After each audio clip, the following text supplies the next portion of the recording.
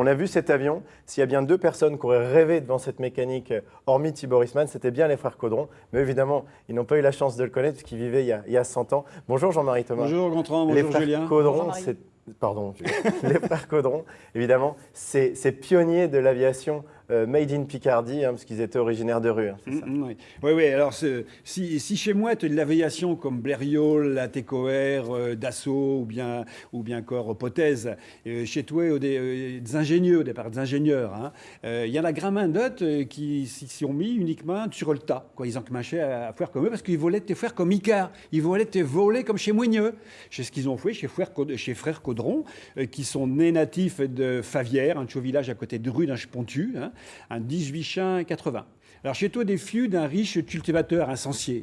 Et puis, ils étaient arragés et touches qui volaient, touches et machins volants. Ils intéressaient. Puis, en 1908, ils ont foué un avion. Ils avaient commandé ce moteur, mais une fois que cet avion fini, le moteur n'était tout pas là. Pas arrivé. Alors, puis ils ont attendu quelques mois, puis en 1909, quelques mois après, ils ont dit, bon, faut quand même essayer. Ils étaient épinés, impatients de savoir s'ils volaient, ce machin. Quoi. Donc, ils ont pris un jument de ferme, Luciole, ils l'ont attelé à cet avion, et puis René, il s'est mis à chez Manette, il a donné un coup de cachoire au jument, qui est parti. Et puis, cet avion, il s'est mis à décoller devant les yeux ébebis et tout chez Babal, qu'ils étaient là en route herbeilleux, quoi. Alors, et on comprend qu'ils étaient étonnés. On peut revoir bien la photo avec la jument qui tire le cheval en plein écran. C'est assez spectaculaire. Ouais. Voilà, ça se passait comme ça il y a une centaine d'années pour faire décoller un avion. Voilà, donc c'est comme ça que ça a commencé. Alors, une fois qu'ils ont fait ça, le moteur, il est arrivé, ils l'ont mis, et puis ils ont commencé à faire kick de puche. Chez toi, le début de l'aventure et de Caudron. Mais chez frères Caudron, Gaston et René, ils n'ont pas voulu en rester là. Ils voulaient être anser des avions, ils voulaient être fabriquer des avions. Et puis, ils ont busy un chomolet, ils ont réfléchi, ils se sont dit, bon, eh bien, mieux de fouer des avions, mais il cherche qui va zacateux. Pour zacateux, il faut savoir piloter. Donc, ils se sont dit, ben, on allons faire une école. En 1910, au Crotouet, ils ont bâti une école pour apprendre à ces gens à piloter. C'est courant à l'époque, une école d'aviation? Non, chez toi, je suis le premier au monde. Au monde. Ouais. Et donc, ça a été un succès du diable. Il y a eu Gramin de jeunes qui sont venus, on voit chez Hangar, là. Et puis, il y avait Gramin de jeunes, puis il y avait et tout Gramin de femmes. Alors, il y a eu en particulier Adrienne Bolland, qui est une femme qui a traversé, elle a trécopé le cordillère des Andes en 1921. Et puis, il y a eu et tout Bessie Coleman, on vient de le dire. Voilà, Bessie Coleman, la première femme noire américaine qui a appris le français exprès pour venir passer son brevet de pilote chez Caudron au Crotouet. Oui, parce qu'à l'époque, elle revait d'être pilote, mais aux États-unis, avec la ségrégation, c'était impossible. Et en plus, elle était noire. C'était complètement impossible. Elle ne pouvait pas aller.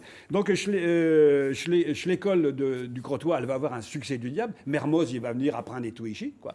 Mais chez Frères Caudron, ils voulaient tous faire un mollet remercieux. Ils voulaient qu'on perd les deux dans le monde entier. Alors, ils ont commencé à participer à des courses qui faisaient à droite, à gauche, comme eux, des courses qui gagnaient, à l'eau bien. Puis ils étaient un mollet, un mollet provocateur. Ils provoquaient la presse chez Journal, comme on dit. Ils disaient, par exemple, qu'ils allaient aller se poser dessus de Mont-Blanc, ou bien qu'ils allaient aller se poser dessus chez Galerie Lafayette à Paris. Alors, eux, ils l'ont fait un vrai qui est né plus tard. Voilà. Donc, chez tout comme eux. Alors, ils se sont fait remercier. Ils ont été connus presque tout partout, sauf qu'en somme, en 1914, l'Alger, elle va savoir éclater. Alors, le coup d'arrêt. Chez l'atelier de rue, l'atelier, il est déménagé un bout à Issy-les-Moulineaux, l'autre bout, il est déménagé à Lyon. À Douk, l'un de ses deux frères, Gaston, il s'en va se tuer en essayant un nouveau avion. L'entreprise Caudron, elle reste là. René, il reprend Cordieux, il reprend la direction.